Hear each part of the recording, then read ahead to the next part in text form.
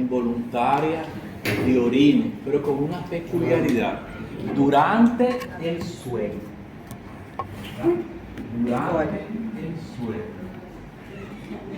Es la forma, la enuresis es la salida involuntaria de orina durante el sueño, pero también hay una enuresis que es diurna. Esta es la menos frecuente, pero acontece.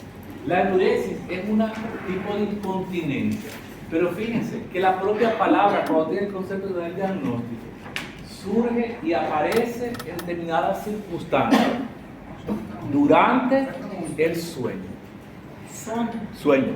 Durante dormir. Esta enuresis es típica de la edad pediátrica, ¿verdad? Y son esos niños que han arribado a los 5 años y más, y es llevado al consultorio porque se les sale el orine, pero con una condición: durante el sueño, ¿verdad? Pero también hay niños que sufren, dígame. Me perguntar se é normal também uma pessoa de 29 anos ficar fazendo também durante o sono. Y podría ser, Amigo pero seu. va a Um adulto assim fazer isso. que Amigo si puede, dele. ¿qué dice? Que si puede aparecer. Jovem assim de 29 anos. Estoy diciendo que en la edad Durante o sono pediátrica. também fica. Ele tá falando que é um amigo dele, com 29 anos, homem, tá tendo isso. Meu amigo mandou perguntar. Vamos por orden. Bueno, la enuresis conceptualmente es esa salida involuntaria de orina durante el sueño.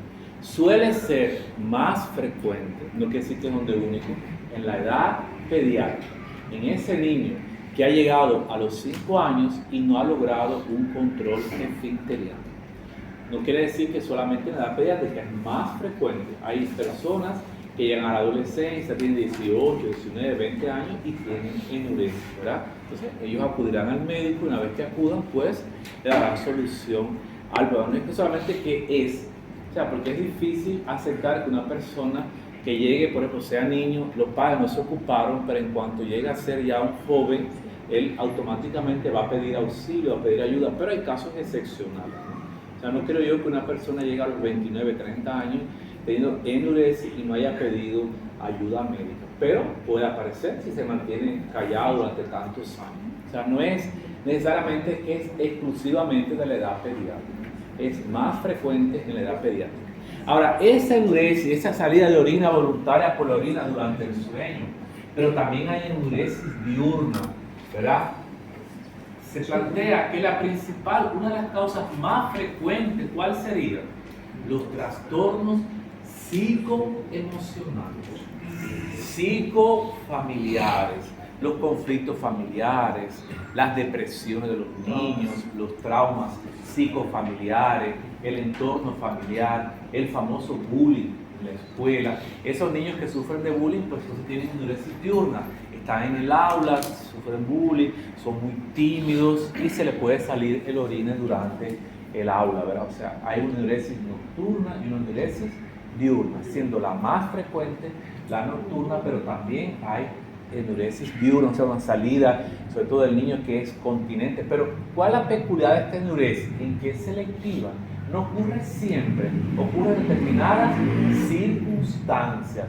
Y siempre que tenemos un niño con una enuresis, sea diurna o nocturna, ¿qué hacemos?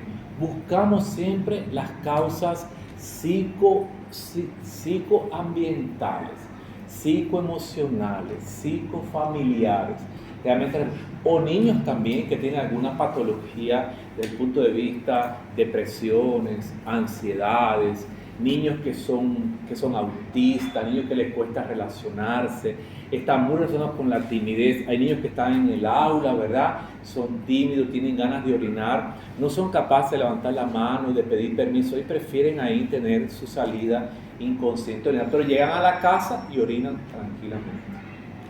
O sea, no es una salida de orina permanente y constante, muy relacionada con estos trastornos psicoafectivos, psicoemocionales. Entonces, cuando un niño es enurético, ¿verdad? ¿Qué tenemos que hacer? una valoración psicológica, una valoración por pediatría. Siempre solicitamos una valoración por el urologista para descartar algunas anomalías congénitas estructurales, pero rara vez es poco frecuente, porque si tuviera una lesión del esfínter, siempre se le saldría el orina. No solamente va a ser durante usted duerma.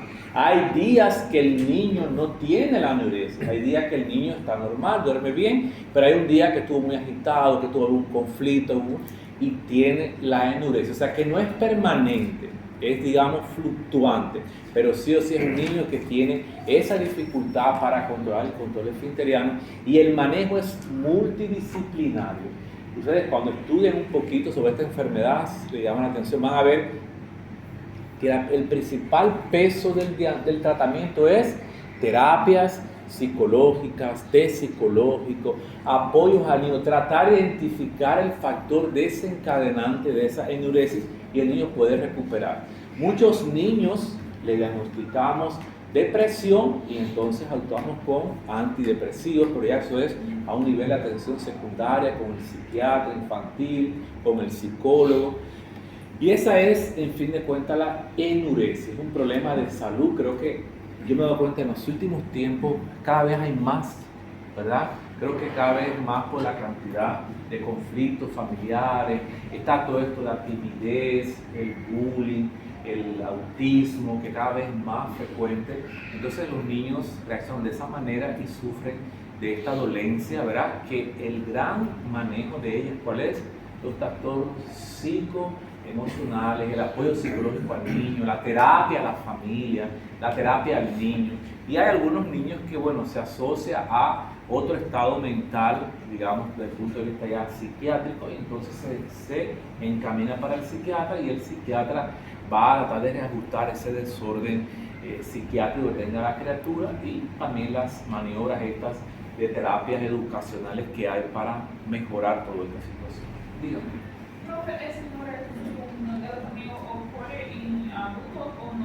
No, generalmente es en el niño, más en el niño, pero puede usar en el niño adulto. Yo nunca he visto, ¿no? Después de 35 años nunca he tenido un paciente con enuresis adulto, no, jamás. Pero en medicina no es ciencia exacta, ¿no? Puede ser que haya un caso, pero nunca he visto. Qual a idade do controle da esfíncter? De 4 a 5 años, el vesicado. Entonces, si a ustedes les llega al consultorio un papá o una mamá con un niño que tiene salida inconsciente, involuntaria, yo estoy preocupado porque mi niño hay días que se orina en la cama. ¿Cuál es la pregunta que continúa? La edad del niño. No, la más importante. ¿Qué edad tiene su hijo? Ah, tiene 3 años. ¿Qué pasa? Normal. ¿Qué le decimos a mamá? Mamá, no se preocupe, está en la etapa de maduración, venga dentro de un año. ¿Verdad? Entonces ahí ya resolvemos la situación. Igual, o sea, es muy importante en este tipo de patología la edad. Tiene 6, 5, 6, 7 años, conducta, valoración psicológica, valoración por pediatría, valoración por el psiquiatra, valoración por el urólogo, buscando la causa de la enuresis. Nunca olvidarnos que una de las causas más frecuentes de la enuresis es los trastornos psicoemocionales, psicoafectivos, ¿verdad? De esta bebé. ¿Alguna pregunta? Acá. Doutor, e se for uma criança de 12 anos? De 12 años. E ela todas as noites ela passa por essa Enuresis situação. nocturna. Hay que buscar si tiene problemas de aceptación, si tiene timidez, si está depresivo, si tiene... Hay que buscar una enuresis nocturna, sí o sí. Graças. Doutor, e se essa criança, por exemplo, uns 10 anos, faz urina à noite, durante o dia consegue controlar o esfíncter, eu não preciso investigar essa criança. 10 años, claro que sí, es una enuresis nocturna, sí o sí. Es por encima de 5 años, es patológico. Lo normal es que el niño de 10 años no se orine más en la cama, o sea, es patológico. Por algo se está orinando en la cama, o sea, por un daño esfinteriano, que no es lo más frecuente, o por un daño psicoemocional, psicológico. Não, psicológico, eu digo assim, Eso es patológico, claro que sí. La causa es un trauma psicológico. Usted si está estresada puede tener hipertensión. Si usted está estresada, puede tener diarrea, son cambios somáticos por el estrés y el niño es igual, lo manifiesta de esa manera. Eso es patológico, bien patológico, hiperpatológico, hipertrastorno de la personalidad, hiperconflictos familiares, hiperconflicto de aceptación de él. Hay que investigar a ese niño, aunque tenga a partir de los 5 años, ese niño que se orina en la noche, hay que investigarlo psicológicamente, urológicamente y por pediatría, sí o sí. 3 bons profissionais. Os Sí, 3 claro que sí. melhores profissionais. Eu entendi, assim, eu achei que não podia ser algo patológico no sentido de No. anatômico, né? Ah, no es anatómico, o sea, la causa no es anatómica, no es estructural, pero Funcional. es funcional, porque tiene un daño. Funcional. Entendi. Usted puede tener, o sea, un daño, ¿qué quiere un peor daño que un niño que es autista? Su cerebro está normal. Sim. Él tiene un daño de aceptación del medio, de comunicación, ¿verdad? O sea, también hay causas estructurales. Por ejemplo, siempre que tenemos un niño neurótico, nosotros tratamos de demostrar de que no tenga un daño esfinteriano. Le Entonces, hacemos psicólogo, estudios para ver el tracto urinario inferior, le hacemos tomografía, le hacemos electromiografía, ¿verdad? Para estar seguro de que no es por un daño estructural o anatómico. No es la causa más frecuente, es trastorno psicoafectivo. Porque además, por lógica, ponte a pensar, si usted tuviera alguna anomalía estructural, qué raro que esa anomalía estructural solamente es para determinadas ocasiones por la noche, o para determinados días por la noche, o cuando el niño está en el aula. No Tiene que sé, ser es estudiado. difícil aceptar eso. Es la causa menos probable. Doutor No Renan, puede haber un daño orgánico estructural en algo que solamente va a ser selectivo en un determinado momento. Entonces las estadísticas apuntan que estos niños neuróticos tienen serios trastornos psicoemocionales, psicoafectivos, que a veces son imperceptibles para nosotros. Porque recuerden que los niños, los adolescentes, no expresan todas sus inquietudes como nosotros los adultos, ¿verdad? Otra pregunta de acá de Nuresis. Bueno, tenemos micción imperiosa. Micción imperiosa también es más conocida como urgencia miccional.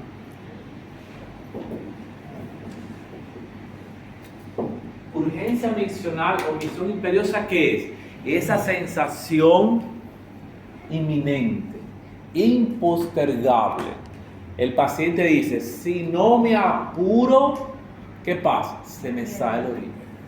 Esa es la micción imperiosa, urgencia miccional. Esa micción que sí o sí tengo inevitablemente que realizar, que ejecutar. Micción imperiosa. Las causas más frecuentes de micción imperiosa, ¿cuáles son? Causas infecciosas y causas obstructivas del tracto urinario inferior. ¿Están entendiendo? Sí. Vamos a terminar brevemente ya en unos 15 minutos. Tenemos un 5, secreción uretral. La secreción uretral, ¿qué sería? La salida de ¿qué? De un exudado, de una secreción a través de la uretra, a través del meato uretral. Y esa sesión de fotos ustedes tienen ahí. No, pero hielo.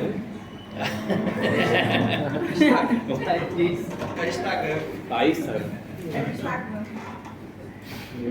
Que registrar sua aula, professor. registrar. Bien, entonces.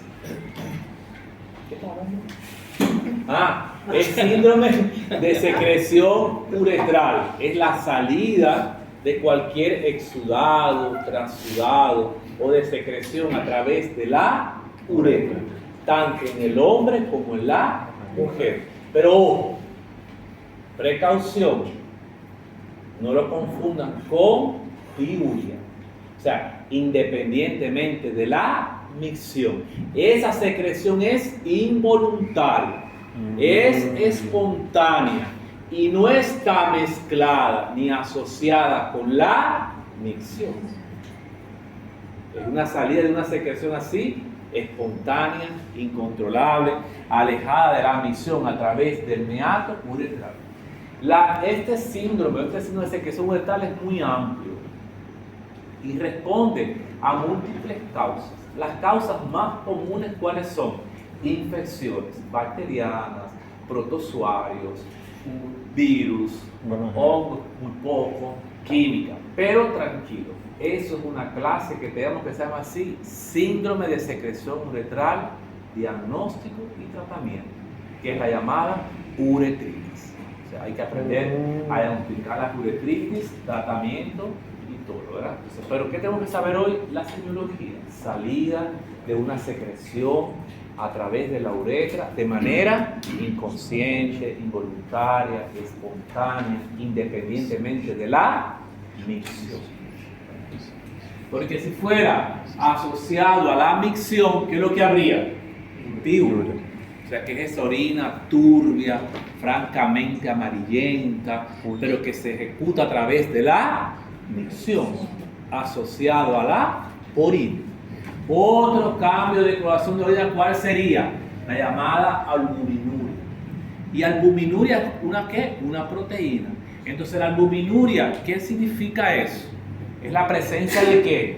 Proteína. De proteínas en la orina. Pero a mí me gusta más el término, más médico, más elegante.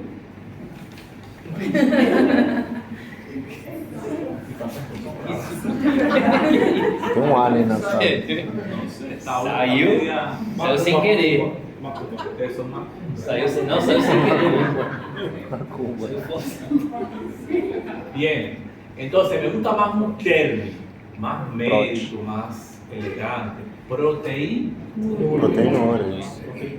Essa é o que a gente usava. Claro, porque la albúmina es una de las que más se elimina por la orina, ¿verdad? Entonces, el término proteinuria. Entonces, la proteinuria es un diagnóstico evidentemente inicialmente clínico y de laboratorio. Entonces, en una orina simple, que lo pedimos constantemente, nos informa leucocitos, cilindros, hematíes, células epiteliales y proteínas. Y entonces viene así el laboratorio y nos pone proteína, 4 cruces. Y entonces digo, eso es una proteinuria cualitativa. Ella miró el microscopio, contó y dice que hay 4 o 5 cruces de proteínas en la orina.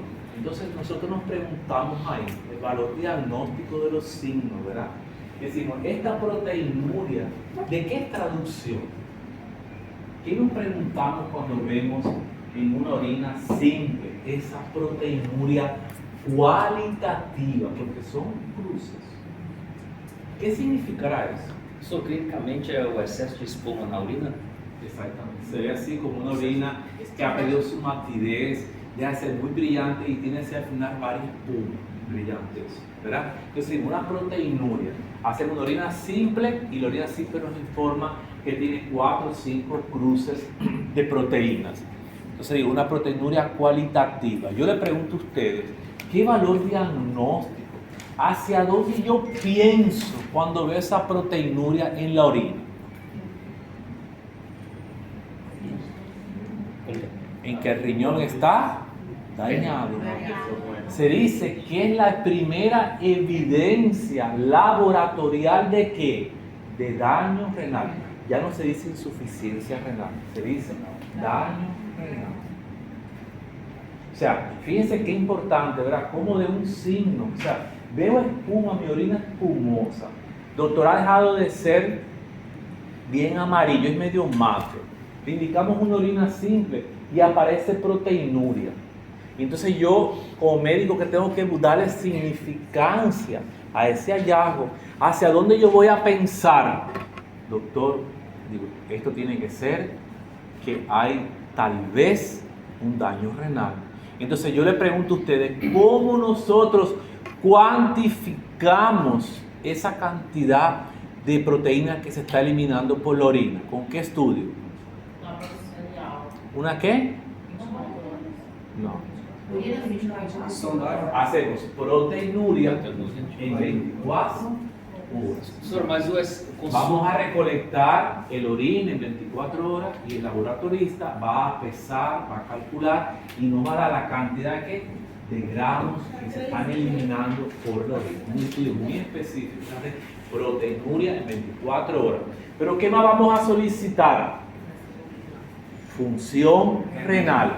No decimos que cuando yo vea una proteinuria en la orina simple, yo me voy a preguntar, ¿será que hay un daño renal? Porque es la primera evidencia laboratorial de qué? De un posible, fíjense cómo yo hablo, de un posible daño renal. Todo es sospecha. Tal vez, a lo mejor, hay un compromiso de la función renal. Entonces yo me pregunto, ¿cómo voy a verificar eso? Voy a cuantificar literalmente cuántos gramos de orina se limitan por la orina y voy entonces a pedir automáticamente ¿qué? Función renal. Y esperamos el resultado y decidimos. A quantidade. ¿Quería preguntar? No caso da glicosúria também sai espuma, né? También. Mas a proteinúria, as moléculas da proteína é muito grande, né, no caso. Então, se a gente identifica já uma proteinúria, no caso já seria quase certeza de uma... Pero la glucosuria, habría glucosa en la orina y te lo informa el laboratorio. Glucosuria, va a decir glucosa, varias cosas. Y a veces informa presencia de cuerpos cetónicos, inclusive también. Entonces ahí hace el diagnóstico diferencial, ¿verdad? Por el laboratorio, evidentemente, no hay otra manera. ¿Entendí? As pessoas que consomem mais proteínas, ela tem tendência a liberar, a perder mais proteína pela urina? Não tem nada. Si tu riñón está correcto, se elimina la cantidad que tiene que hacer correctamente. No es directamente proporcional. Lo que sí puede modificar es en cuanto a la creatinina, las personas que consumen, ¿qué cosa? Creatina, o las personas que utilizan, que hacen mucho ejercicio físico, ¿verdad? Entonces sí puede, porque la creatinina, ¿qué es lo que es? Un producto del desecho del metabolismo muscular. Ese sí, pero la proteína, ¿verdad? Bueno, eso es en cuanto a proteinuria. Tenemos acá otra cosa que ustedes... Hematuria. Hematuria. Bueno, Sangue esta na urina. explicación, Sangue na ¿qué es urina. hematuria? Presencia De sangre en la orina. hematíes en la orina. Entonces el síndrome hemorrágico urinario debe ser un tema aparte, muy amplio, ¿verdad? De estudiar. Pero acá hay un diagnóstico diferencial grande y que a ustedes les tiende a confundir. Y hay hematuria, obvio, hematuria traumática, hematuria por tumores, hematurias por cálculo, hematurias prerenales por la coagulación, hematuria de qué manera, por el glomérulo, porque hay la urohepatía que usa con hematuria. O sea, es un tema muy grande que un día en estos eventos vamos a hablar porque es necesario cómo enfocar la hematuria. Pero la hematuria tiene otra situación que me preocupa. Tiene una prima muy lejana, pero son tan lejanos que se dan muy bien y tienden a confundir. Y es la llamada uretrorragia. ¿Verdad? ¿Y uretro de dónde viene? De La uretra. Y ragia de sangrado. Entonces, ¿qué es lo que es uretrorragia? La salida de sangre por la uretra. Independiente, pongan el apellido, ustedes siempre se quedan a la mitad del camino, independientemente de la micción. No, médico. Independiente. Orina, de la micción. Sí, perdón. Salida de orina, Perdón. salida de sangre por Por la la micción. uretra, independientemente de la micción. Entonces, uretrorragia, ¿qué es? Una salida de sangre de manera espontánea, incontrolable, porque yo no puedo regular eso. Se sale sangre a través de la uretra, independientemente de la micción. Cuando tenemos un paciente con uretrorragia, ¿qué valor diagnóstico tiene? ¿Hacia dónde nos apuntamos? ¿Hacia dónde pensamos? Se le sale sangre por la uretra. ¿Cuál es la principal causa? Trauma. Trauma. Mira, el trauma. Ele machuca um trauma. Trauma. Trauma. Traumatismos de uretra son las causas más frecuentes, sea al pasar una sonda, sea al pasar un equipo de endoscopía, sea en el tránsito o en la evacuación de un cálculo. Claro que sí, ¿verdad? Hay salida de esa sangre rutilante. También se plantea que en menor incidencia Y rara vez, yo en mi vida de 30 años, solamente conocí una paciente que tenía un tumor de la uretra. Una mujer que tenía un tumor en la uretra, muy raro, rarísimo, pero lo tenía, ¿verdad? Y tenía uretros rajos, ¿verdad? Son las causas más frecuentes de uretros rajos. Después, cuando nosotros demos la clase práctica de sondaje, ahí tocamos ese tema. Porque una persona que tiene uretrorragia, usted no debe de qué, de realizar el cateterismo uretrovesical. Es un instinto humano. ¿Está sangrando la uretra? Le voy a pasar una sonda. No. ¿Por qué? Porque el pasar la sonda puede provocar un trauma y puede agravar la uretrorragia, ¿verdad? Entonces, cuando tengamos uretrorragia, pensar en algo traumático, una caída, un golpe. También uretrorragia se ve muy frecuentemente en aquellas personas que tienen un cambio brusco en la posición sexual, ¿verdad? Y entonces... Esses dois não param. Eu estava vendo na internet, lá no Brasil, uma pessoa que enfiou. Não, tá no Instagram. Uma pessoa enfiou uma escova dentada. Ah, você entrou. Para limpar. Também. Para limpar. Não, pô, não sabe, por causa da escova dental, porra. O cara enfiou e quebrou. Era para ficar duro. Bueno, también esos cambios bruscos, estas son causas médicas, ¿verdad? Está en todos los libros, ¿verdad? Por más que sea esa parte así un poco siempre conceptuosa. Pero hay personas que tienen posiciones y cambios bruscos de posición, ¿verdad? Hay traumas del pene y hay traumas de la uretra. Yo le digo esto porque me dice que a veces pasa un calculito de 3-4 milímetros. Pero la uretra, para que tengan una idea, nosotros le digo porque lo he tocado y lo he visto, pero la mucosa de la uretra y de toda la vía excretora es más sensible y más fina que la uretra de la mucosa oral. Y nosotros a veces tomamos algo muy caliente y nos queremos ver locos. Pues imagínense que esa uretra es mucho más sensible que la mucosa oral, o sea que cualquier traumatismo, por mínimo que sea, puede lesionar esta mucosa y provocar uretrorragia. Por eso le digo, para que no les tome de asombro, pueda tener un día un pantón, una guardia, un hombre que después de un contacto sexual intenso notó salida de sangre por la uretra. Y esto le dice, doctor, después que tuve sexo, fue un sexo violento, así, y yo tengo sangre en mi parte. Uretrorragia, trauma. Ahí en ese caso nosotros hacemos otras investigaciones, no lo voy a complicar la vida, ¿verdad? Lo que sí o sí no sugerimos, no recomendamos hacer ¿qué? Sondaje uretrovesical. Eso es uretrorragia. Ahora, ¿qué es lo que nos quedaría para terminar? ¿Verdad? Sería la coluria. ¿Qué es coluria? La presencia de ¿qué? De pigmentos biliares en la orina. Es esa orina que cambia de color y deja ese amarillento, claro, brillante y se torna un tono anaranjado. ¿Verdad? No es roja, no es rojiza porque si es rojiza es amaturia. Es ese tono anaranjado. Quizás como la blusa de la señorita. Es el tono así como ella. Anaranjado. Eso es coluria. Toma ese mismo color. Mírenlo para que nunca se lo olvide. Eso es una orina. Párate. Una orina colúrica. Un color naranja, ¿verdad?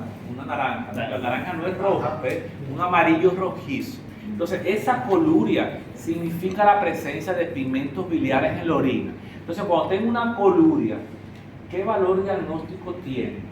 ¿Qué hacemos? Pensamos donde una hepatopatía. O sea, buscamos cuál hepatitis aguda, hepatitis infecciosa, hepatitis tóxica, cirrosis hepática. Y entonces ahí yo voy a examinar al paciente, voy a inspeccionar sus mucosas, buscando a ver si está asociado a algún grado de ictro, examino la piel, examino el abdomen buscando hepatomegalia. O sea, como un signo a nosotros nos induce, ¿verdad?, a pensar, a razonar hacia dónde está la causa de ese signo. Entonces ahí completamos el examen físico, mucosas, piel y abdomen, buscando ¿qué? Alguna hepatopatía, alguna hepatomegalia, demás y demás. Recuerden también que la orina simple informa que la presencia de pigmentos biliares. Ahora para terminar, ahora sí terminamos con esto, porque yo creo que ya vemos que tenemos otro síntoma importante, un poco relacionado con la vida sexual, ¿verdad? Y es la llamada que hemospermia. Y no se aprendan las cosas mecánicas, es más difícil. Miren, hemo, ¿qué es? Sangre. ¿Y esperma, qué es? Semen. Entonces la hemospermia, que es la presencia del eyaculado masculino mezclado con sangre.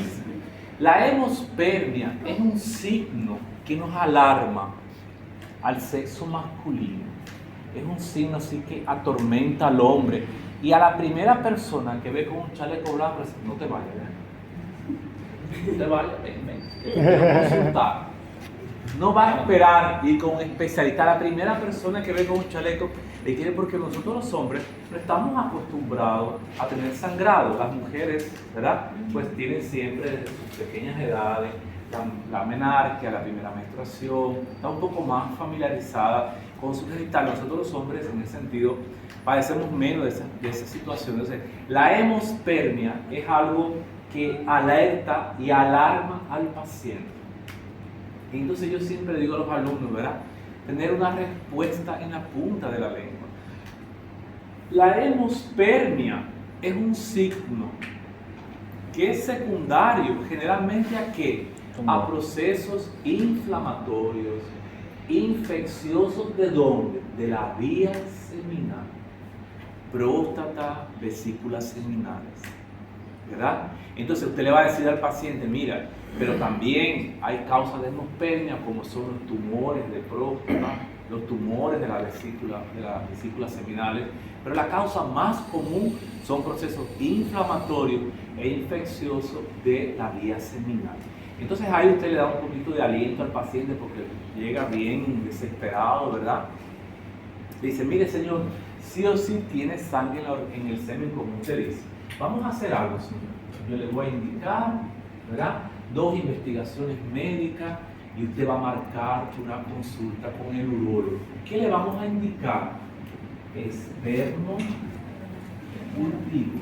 El espermo cultivo es un cultivo como cualquier otro, como hacer un urocultivo, como hacer un cultivo no requiere preparación, solamente vamos a cultivar el semen. ¿Para qué? Para ver si hay un proceso infeccioso en la vía seminal, que es una de las causas más comunes. ¿Y qué otro estudio le solicitamos? Una ecografía vesical y prostática, prostativa renal. Si quieren ser más específicos, esa ecografía, ¿cómo la piden? Transrectal, que es más específica del tracto urinario inferior. Y ahí le dicen, se va a hacer estas 2 investigaciones, va a marcar un turno con el urólogo, se va a consultar y él le va a definir. Pero, para que vaya mejorando, ¿qué va a tomar? Algún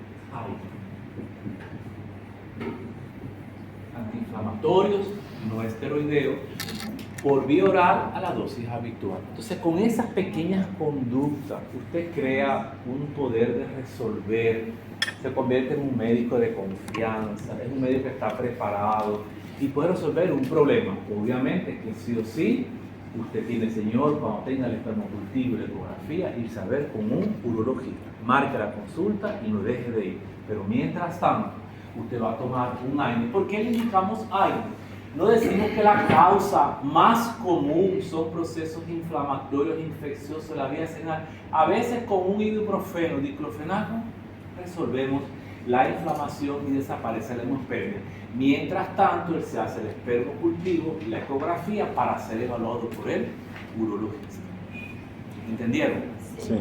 O sea, como un síntoma, otra vez le digo, nos induce, nos hace pensar, ¿verdad?, a un raciocinio y qué podemos hacer como médico general para dar una solución. Algunas de las definitorias, pero es una solución que ustedes dan y que están, porque eso es lo que esperamos nosotros los profesores, los médicos, ¿verdad?, cuando ustedes salen de la facultad. Sería de un gran honor, ¿verdad?, un gran placer ver a que tus alumnos formados puedan resolver determinada situación. Porque no todos tenemos dudas, todo un día no estamos al alcance. Entonces solicitamos la audiencia, la opinión de otros formados, ¿verdad?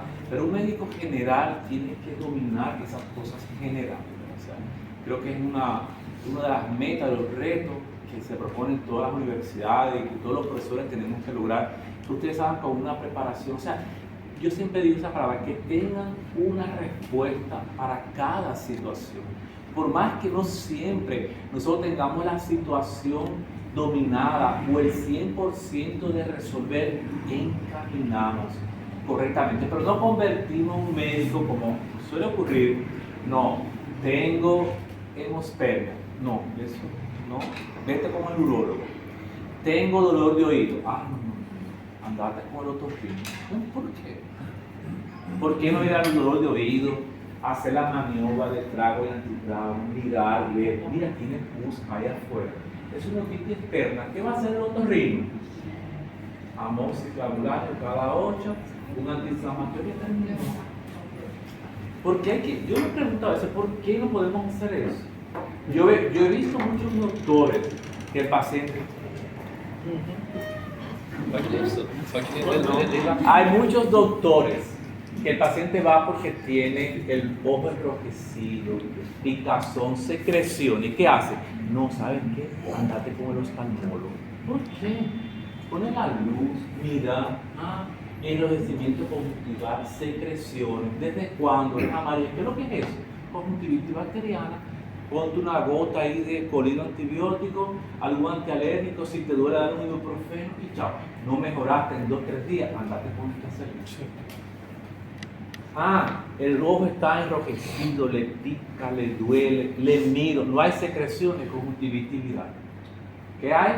Colirio, lágrimas artificiales, fomento frío y terminamos. O sea, yo creo que eso es un sentir que ustedes tienen que absorber. Tienen que aprender a tener soluciones inmediatas a las cosas que ustedes son capaces de resolver. Al nivel que estamos hablando y con ese poder médico. Por eso yo me extiendo a veces un poco, ¿verdad? Hablo un poco más, pero es para que ustedes tengan un poder de expresión y comiencen a razonar. Porque sería muy fácil decir, hematuria, orina con sangre, mándalo para el urólogo. ¿Por qué? Pero ¿qué es lo que tengo yo de especial que no tenga que? Un poco de conocimiento, aprende, estudia y resuelve los problemas. Porque llegó un momento, ¿verdad?, en que la medicina se había convertido en una medicina sectorizada. Llegó un momento, hace como 8 años atrás, que los médicos de la atención primaria eran solamente clasificadores. Tiene neumonía, tiene que hacer con el neumólogo. Tiene hipertensión, con el cardiólogo. Entonces ahora se ha tratado de retomar, darle importancia y el valor que tiene un médico de atención primaria. Lo básico, ¿sabes? Resolver. Tengo un paciente hipertenso, 3 meses con Narapril, no mejora, tiene algún signo de complicación, yo lo mando al cardiólogo. Pero ¿por qué yo mando a una persona que debuta con hipertensión con un cardiólogo? ¿Qué es lo que hace el cardiólogo? Vas a tomar el Narapril. No te fue bien, te pongo los zapatos. No te fue bien, te pongo diurético. ¿Verdad? No resolvió, tiene edema, tiene arritmia. Entonces va con el cardiólogo. No sé, yo pienso así. Eu sou médico. Não é só curar a doença, é saber qual é a causa da Claro, doença. investigar a epidemia. E aliviar os sintomas do paciente. Alivia, Quando mas estava não é que o erro como ele estava investiga. falando na questão da Conjuntivite. Conjuntivite, entendeu? Se chega um paciente, porque eu vou contar para um oftalmologista ou sei lá, entendeu? Se eu posso ali resolver rapidinho, se caso não resolva, aí você manda para o especialista, entendeu? 2-3 dias, beleza, entendeu? ¿Está bien? Entonces, eso es lo que tenemos que hacer. Foi mal, doutor. Ustedes me quieren hacer mal. Foi mal. Bueno, hasta acá la clase. Miren, ahora, ¿alguna duda de lo que hemos hablado? No sea la maleta, estamos apurados. Está a las 6, queridos. Ahí. Miren, ahora, hablamos de semiología, síntomas y signos. Ahora viene la segunda parte, más interesante.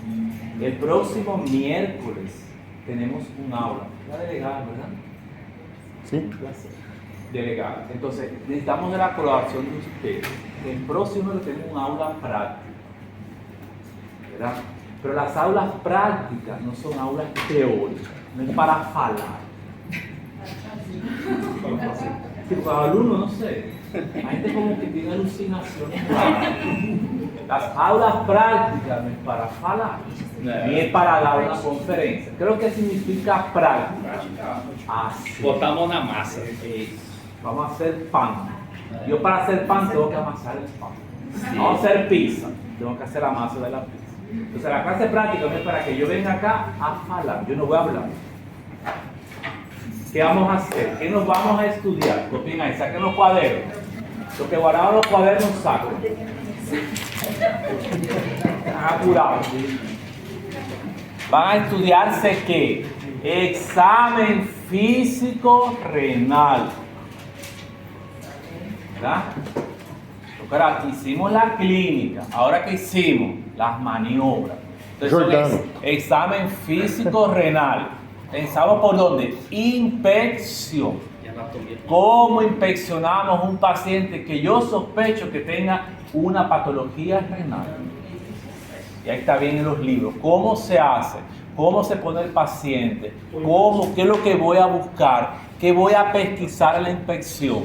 2. Palpación, fíjense la palabra, renal. Maniobras de palpación renal. ¿Verdad? 3. Maniobras de palpación ¿de qué? De los uréteres, puntos ureterales, anteriores y posteriores. Puntos ureterales, anteriores y posteriores.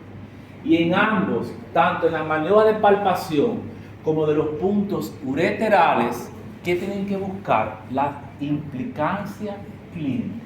No es decir, la maniobra de Guyon, pongo la mano aquí, aquí, aquí, allá. ¿Qué buscamos ahí? ¿En qué estado patológico esas maniobras dan positivo? Porque si no sé, ¿para qué la voy a hacer? ¿Verdad? ¿Qué exploran esas maniobras de palpación tanto de los riñones como de los uréteres? Y entonces viene ahí, tercero, vamos para tercero, ¿verdad? Cuarto, maniobras de percusión renal. Pura percusión. No, esa es una, ahí va. Maniobras de percusión renal, ¿verdad? Y ahí, ¿qué exploran esas maniobras? ¿En qué estado patológico van a dar positivo? Chegar na próxima aula afiado, sabendo tudo. ¿De acuerdo? Sí. Entonces, ahí, eso es. Quinto, van a buscar el aula, van a hacer un semicírculo, ¿verdad? Así. El espacio es centro vacío y tienen que estar hamacas. En la facultad hay hamacas, ¿verdad? Sim, tem. Hay macas, hay macas. Tem abaixo. Tem uma sala muito grande de simulação. Sim, lá embaixo, no térreo. No térreo. Laboratório. Tem uma sala de simulação muito buena. Ah, eso es una cuevita. Não, agora tá, deu reforma, tá bueno, muito bueno. É na simulação. Pero va a ver ahora usted y yo, si tiene las condiciones, porque a veces hay muchas cosas y no nos podemos maniobrar. Si no, traemos 2 hamacas y hacemos aquí las maniobras. Y sexto, tienen que traer una cajita, una caja de sonido. ¿Qué? Caixa de som. Caja de sonido para escuchar. Aqui tem. Ay, no sé. Não. Ustedes, pero aquí tienen, después está utilizando algo, la batería y se acabó la clase. Claro, eu tenho em casa, eu tenho em casa, eu tenho, claro. Ese que es JBL, ¿no? Eu tenho. Seguro tiene ese JBL de marca, ¿no? Tenho caixinha de som, tem até microfone. Eso, trae Quando eu eso. tive uma deixei lá no Ceará. ¿Por qué? Etienne, ¿cuál es la dinámica de la clase? Yo no voy a hablar, ni nadie va a hablar. Vamos a proyectar un video bien, así como soy yo, bien explicativo, y decir, maniobra de Giordano, play. Ahí un profesor hace la maniobra, ustedes van a mirar, van a escuchar, E vai fazer. pausa, vamos a hacer. Boa. ¿Tá? Boa. Maniobra de Guyon, ahí, play. Ahí, no, la mano aquí, bueno, ya vimos todo, vamos a hacer. No hay que hablar, ese ya no es día de hablar. Entonces, lo que ustedes no puedan hacer, cuando se van a poner la mano, aquí está el profesor y le digo, mira, estás así, así, ¿verdad? Porque eso es importante, por más que no es un contenido de nuestra ahora, ¿verdad? Porque ya ustedes dieron. Criatura, un niño,